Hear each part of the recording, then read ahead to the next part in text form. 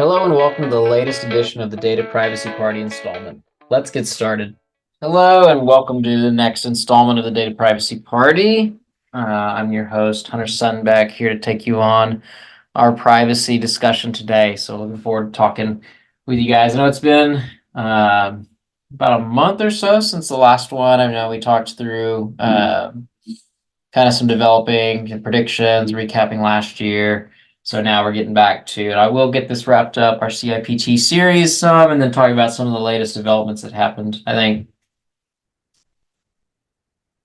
the first thing that we definitely need to kind of touch on to some extent, I mean, we don't know all the details yet. Those are still on their way out right now. But what happened with United Healthcare, specifically Change Healthcare. So based out of Nashville, Tennessee, back on February 1st, the company identified what appeared to be a cyber attack that breached their Change Healthcare platform. So, for those of you that aren't familiar with United Healthcare, and then I guess folks that are familiar with United Healthcare, y'all may get your healthcare through them. Definitely something to be tracking, on your own. But essentially, the platform, it sits as kind of the I guess transfer mechanism, if you will. So it provides analytics, data transferring between providers, payers, consumers. It's essentially what makes United Healthcare run and communicate with all the pharmacies, other doctors, clinics, and so on to be able to issue prescriptions, drugs, treatment, you name it, to customers. And so that essentially was breached. And we don't actually have a ton of updated information right now on what exactly is going on. There is a website, you can see it in the show notes for this, but it's keeping you updated on what's going on essentially a bit of an hour by hour update, or kind of, whenever they get new information. The last update was February 25th, 5 hours ago. So, not anything new is known at the time of this breach, but, any pharmacy, an example, military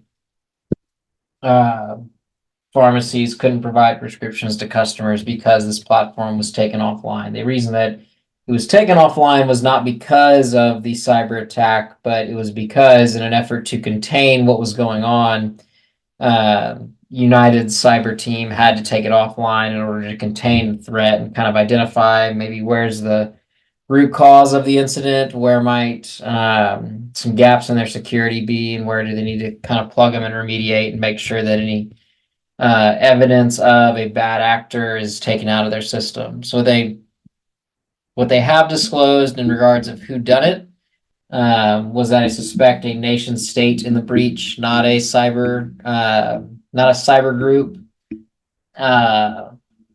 So we can't see, various cyber groups out there being the ones that proliferated this breach, and they're targeting more of a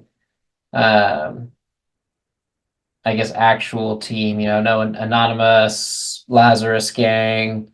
Some of those others are not the ones that I suspect is responsible for doing this. I mean, a lot of them don't necessarily touch the healthcare space. That it's more of a, I guess, ethical, moral concern. So, they're going to target maybe some government institutions, but they're not necessarily going to target hospitals and healthcare, that's providing services to patients that are experiencing issues. So because of that and that kind of the historical trends around, a lot of those hacker groups, especially the more established ones, don't actually go after hospitals just because lives are at stake. To an extent, they have a moral compass on that, and they kind of draw lines at certain spots. They suspect it's more of a nation state sort of target that may have been the perpetrator in the crime. We don't know exactly what ended up happening. I suspect some kind of breaking in through a third party software or some kind of provider. That's what we see a lot of times back in, this is a bit of an older one, but Target's breach from several years ago was because of a third party. If you go on to the HHS's HIPAA wall of shame, as it's called, you can kind of see some vectors of attack, whether it's intrusion, third party, web server compromise, kind of those sorts of things. So, and this change is this change platform is very important. For those of y'all that are unfamiliar, it handles approximately 67,000 pharmacies across the nation, 129 million customers, and facilitates roughly 15 billion transactions annually. So, very important. One of the primary players in healthcare and providing that to individuals as well as organizations. And so without this platform being available to be able to get people the medications and prescriptions they need, it could definitely disrupt a lot of the healthcare industry and just getting basic needs for patients. So we'll continue to track that and hope that everyone that is a patient or the organization does contract through United, that you're doing okay and you can delay getting your prescriptions potentially for a little bit. But yeah, they're still working on it. It's been over, well, we're closing in on a week. We'll see if there's any new updates Monday. I'm sure there will be. But as far as we know, their cyber team's working around the clock on that. We'll go into some data privacy law a little bit later on and talk about kind of who's up next, who's on the horizon, and then maybe some other updates to some regulations and frameworks. And it'll be a brief conversation about those. But all right, so chapter 6 of our CIPT series that we're working through. If you're studying for the CIPT, this is definitely not a one-stop shop for all the information, but from someone who passed the exam, I want to try to give information out that can kind of help you know where you should be looking into, where you should be studying, and focusing your time and efforts on. So, I'm not going to be talking through the technical aspects. I highly recommend getting the textbook. Fortunately, I don't have it around me to show you guys, but that goes into a lot better detail about what exactly are we looking, packet sniffing, surveillance, passive versus active monitoring, a lot of the more technical aspects of it. We'll talk to an extent about it, but protocols, get responses, a lot of things that can be done using, off freely available tools. Wireshark is one of, if not the most popular packet sniffer software out there that you can download right to your own device. I have it on mine. It's very helpful for just doing, anything you can kind of think of for the most part, anywhere from surveillance of your own Wi-Fi network to, if you really want to do something, go to a local coffee shop, connect to their public Wi-Fi, and then just run a capture of those packets and see what you can get. Now, obviously, you might need to do some more Googling to figure out what exactly does each individual packet mean within Wireshark, but it can be used with very little restrictions, I guess, on that. I can't tell you, and I won't tell you to use it on a your public institution or your organization's network. That might get you in a lot of trouble and potentially get you fired from your job. So I wouldn't do it there. But if you just want to do, public Wi-Fi at a coffee shop, maybe at your own house, it's also very interesting just to kind of see what's going on without you even being on the internet. And obviously all the devices are connected at all times and packets are being transferred, but it's just interesting to see, okay, what exactly is going on my network and make capture stuff. So, I went out, rambled a little bit long on that front. I don't want to talk too much about that, but just more the concepts of tracking and surveillance. And this piggybacks off of stuff we've talked about in the past. I mean, if an individual knows they're being tracked and surveilled, their behavior is going to be altered a little bit.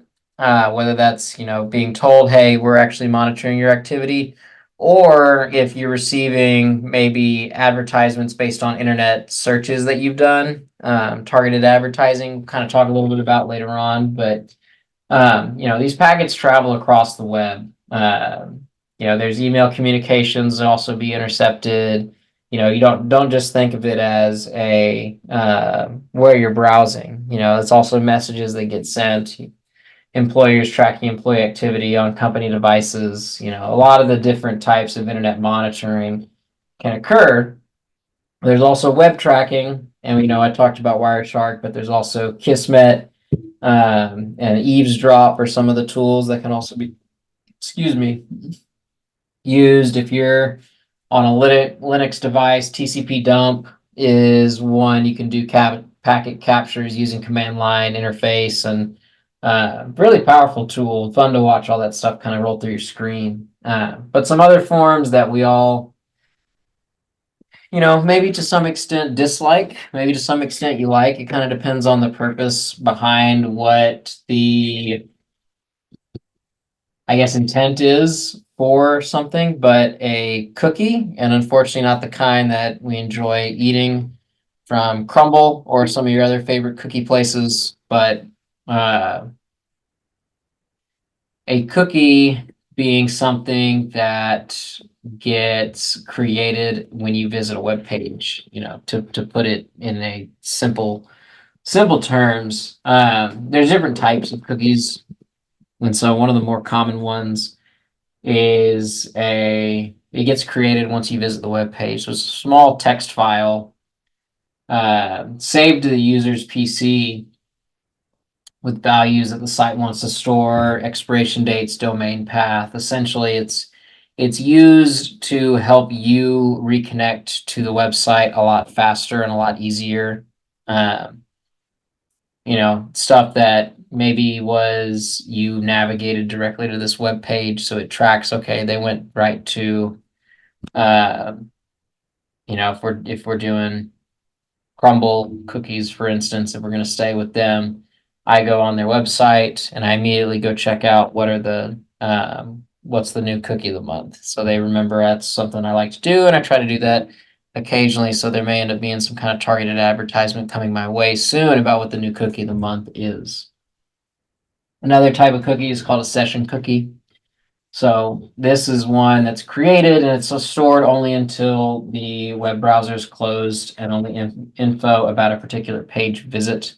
Where you scrolled, what section of the page did you spend the most time on, where were you clicking around on, stuff like that. And even, to a certain degree, and I, off the top of my head, I'm not sure how prevalent this is, but a lot of phones do it nowadays, where you're tracking your facial and your eye movements on what it is that you're looking at. So although you may be on a web page, maybe they are capturing what part of that web page are your eyes really honing in on a lot more, and maybe they can build their web page later on down the road to target that specific part of the web page to give you maybe the best content you're looking for, or to really target, if they're trying to sell you something, that's where they target a lot more.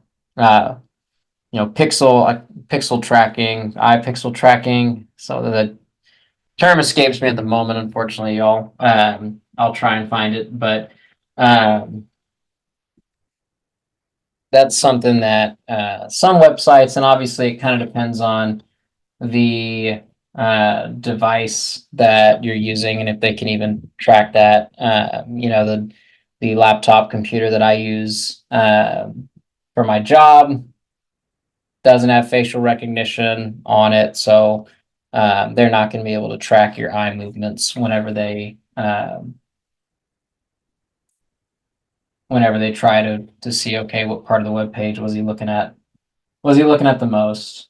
But it's kind of a newer technology to an extent, and the company obviously saves that information somewhere else, not in a cookie file format, but something else to kind of help them understand what it is you, as the consumer that's visiting, knows what you're looking at, because they can do it on the phone. Phone has facial recognition, so just know that it's possible. Maybe not on every laptop, but definitely on every phone that has facial recognition software on it. Last cookie I want to cover that is fairly common is a persistent cookie. This is saved indefinitely. It often saves things like a unique user identity, some of your website preferences. And so if you want your username and password to be remembered, chances are they're using a persistent cookie to be able to remember that for that specific website. So you can use a password manager, but at the same time, it may be double dipping to an extent. You can go log into a site and it already has your username and password ready to go. I mean, that information is stored in a persistent cookie, and then that can kind of help them tailor your experience to be more customized to what it is you're looking for and what you're looking at. Blocking and controlling web traffic is another major topic you'll find on the exam, and so this is something just to be aware of and know, what is it that may block and control certain web traffics that you're looking at. Obviously, there's add-ons and plugins, Privacy Badger being one of them, that can kind of help do ad blocking for you.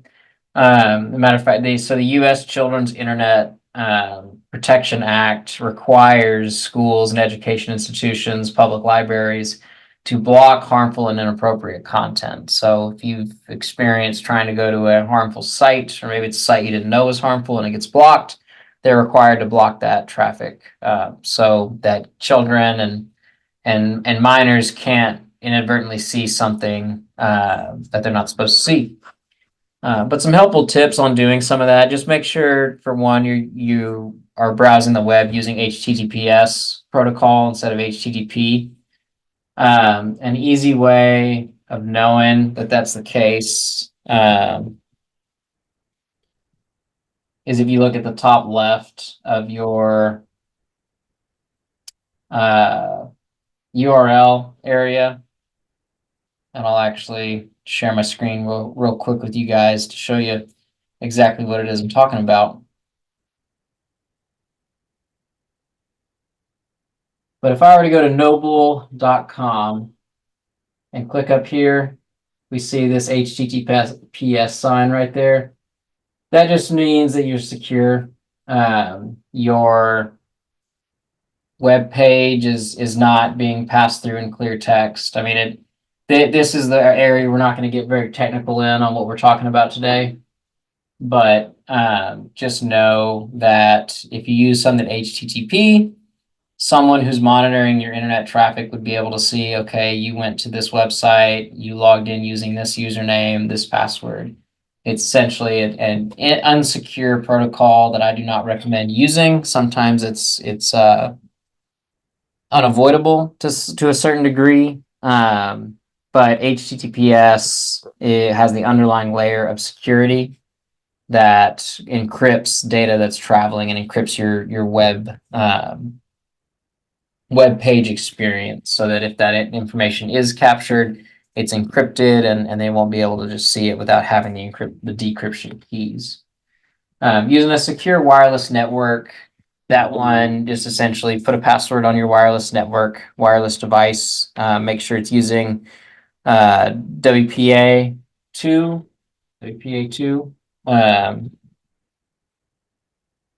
because that is the most secure right now. I mean, WPA3 is on its way out and proliferating, but primarily WPA2, wireless protected access, is without a doubt the most secure. That is, breakable. Everything's breakable, but it's the least breakable of all of the different ones. You have WP, WPA, WPA2, and then WPA3.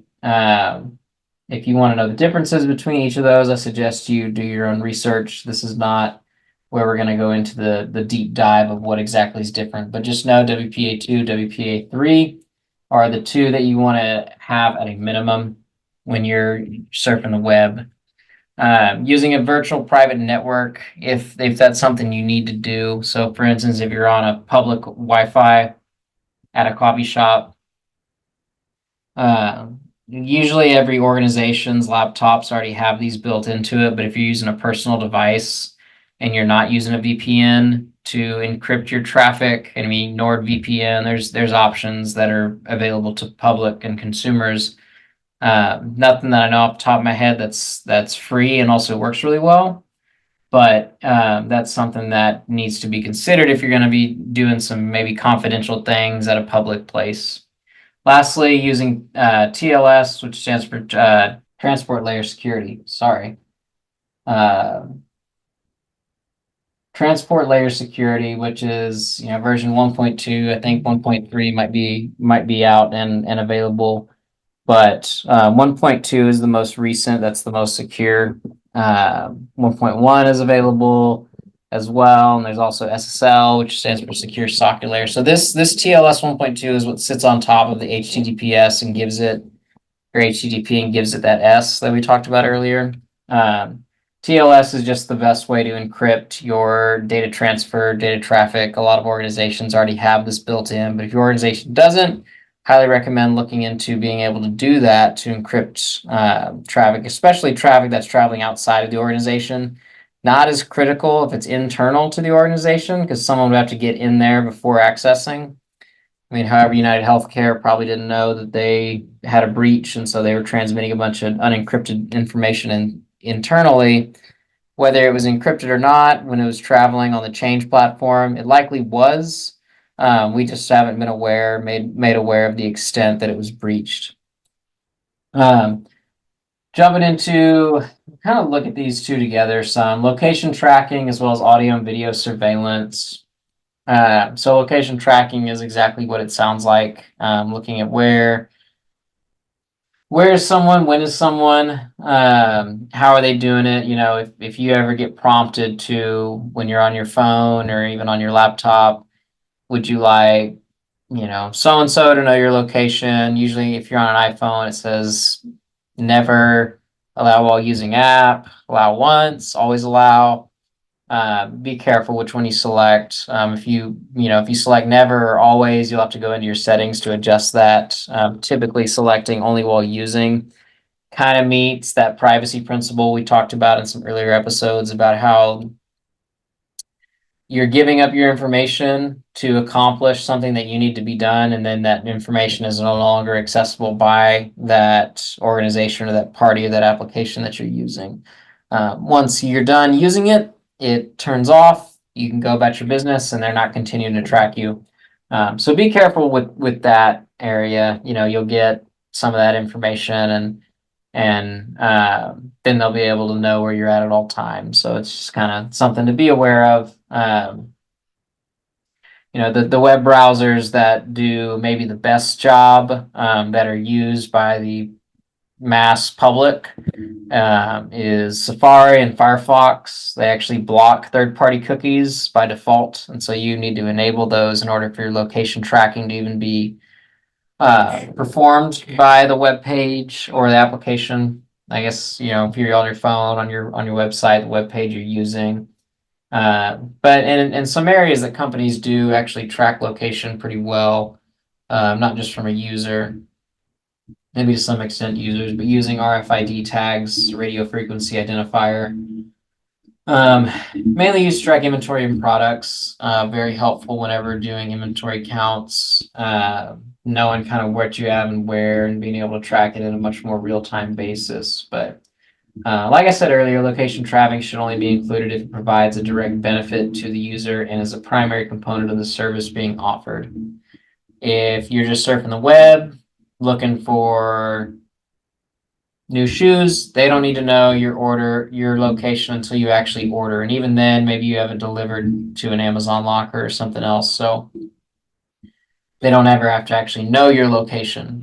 So giving up your location before it's actually needed, just be aware of that, and be aware of people asking, do you want this app to use your location? Always, only while using, or never. I recommend using only while using option, or never. It just kind of depends on, do they actually need your location, or are they just trying to collect data on you? And so this kind of curls into, we talked a little bit about it earlier, but audio and surveillance. A lot of times these are the main two areas that people know are potentially happening. Like, for instance, when you talk about something and then you open your phone, get on Instagram, and you have an advertisement for that exact thing you were thinking about. a lot of times thinking, okay, they're tracking our conversations, listen to our microphones. We've been told that's not true, but it's also kind of seems like, well,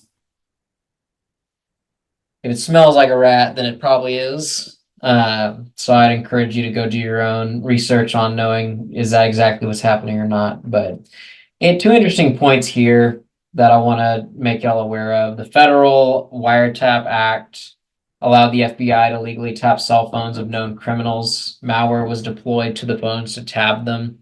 And so this helped lead to the arrest of some criminals. At what point is that becoming too intrusive?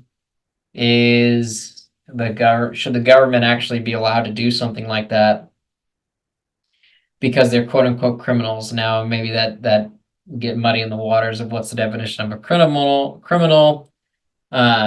Is it someone we suspect is going to commit a crime?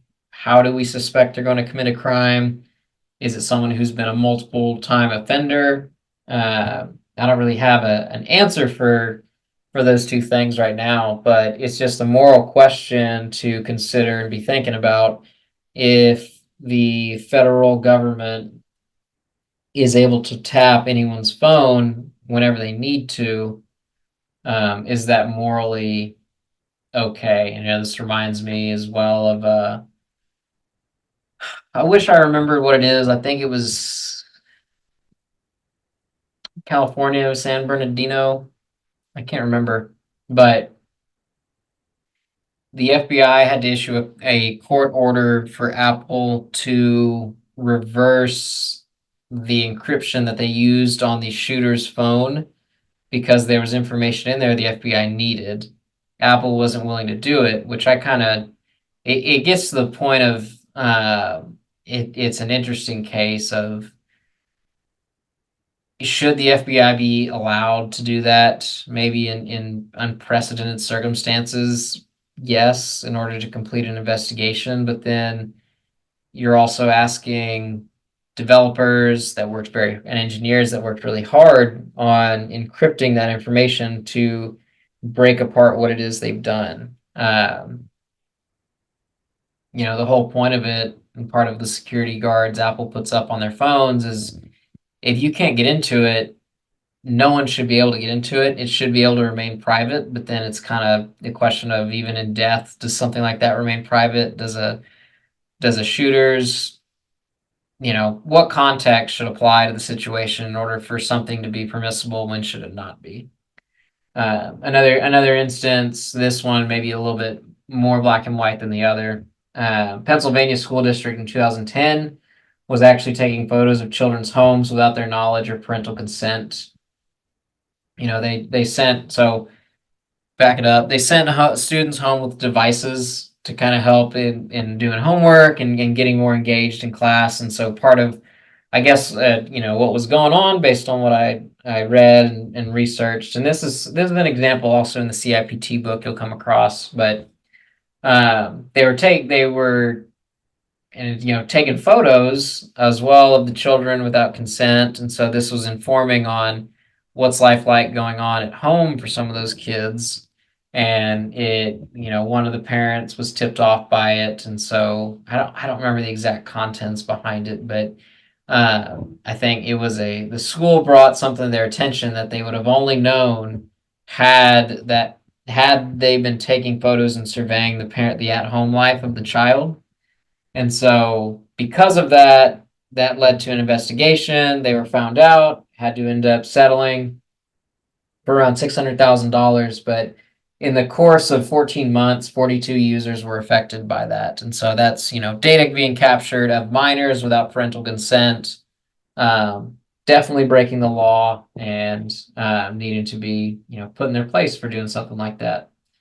We like our privacy, and we don't want people to come infringe on that just because they want to learn more about us. Just ask. We'll tell you the information if you really need to know it. Two more last items to cover through this chapter that you need to be aware of what it means for sensor-based tracking and surveillance. So obviously smart homes have a lot of sensors in them. And stuff that, even if you're just driving on the toll roads, your toll tag on your car, they know when you go through one toll, they know when you go through the next. So sensor-based tracking your car. We know that you went through the toll road on this time. Um, your sensors for, all just about anything. You get in front of your computer, it sees your face, it unlocks for you. And then smart homes, knowing kind of when you're at home. Each home is becoming more and more technologically advanced, especially as the more smart devices that people put into it. Almost to the point where recognizing motion and turning on, essentially like a TV or a speaker, turning on when they detect motion is happening in the house. So those things to be aware of. What privacy implications are around those sensor-based homes, who's collecting that data. You kind of want to form a use case threat map in a sense. So you're looking at who's affected, the consumer, what's the device that's affecting them, how's it collecting data, and then where's that data getting stored, where's it getting transferred to. A lot of times it's being stored in one place, if a company's using a data center, third party, and then it's also transferred to the company. And then who has access at the company to that information, to what level of access do they have? Can they actually see what your movements were? Do they even know what the home is? Do they know the address? Or is a lot of that stuff encrypted? To what extent is all that stuff, kept under wraps and transferred? What stuff is not transferred? And what are the privacy implications behind transferring that information, not just for the user, but for the organization as well? And so here, an example of, here back to vehicle tracking, of something you'll come across as you're going through the CIPT book, is that an example of a pothole tracking application. So the whole point of it is to help inform, the highway department, whoever it is that takes care of the roads and repairs them, of, okay, this is a known pothole that needs to be fixed. Well, me as the driver, when I get to that pothole, I report exactly where that pothole was. And so they know, okay, I've been there. So location tracking right there, they know that I've been in that area. That's likely an area that I frequent if I'm reporting on it. But in addition to reporting those potholes, they give up some vehicle information too, potentially, kind of depending on what the app needs to collect. Obviously, in that instance, all the app should need is where's the pothole located that needs to be repaired. They don't necessarily need to know who reported it, what car were you driving, when were you driving, all those kinds of things. They don't necessarily need to know that part. Now, obviously, that you also don't want people just reporting potholes that don't exist. So some checks might be necessary, but we don't want to put those checks in if it's the expense of our privacy.